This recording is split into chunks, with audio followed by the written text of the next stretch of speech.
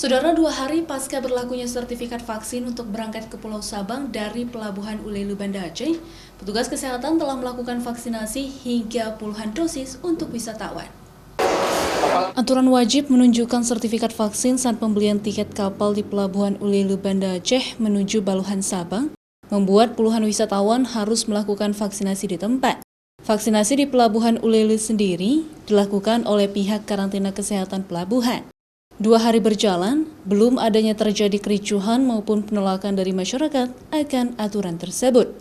Susi, salah satu warga Aceh Tengah yang hendak ke Sabang, juga mengaku setuju dengan aturan tersebut. Nggak masalah, karena itu ketertiban. Karena kan salah satunya saya kan sebagai orang kesehatan juga. Jadi itu inisiatif yang bagus.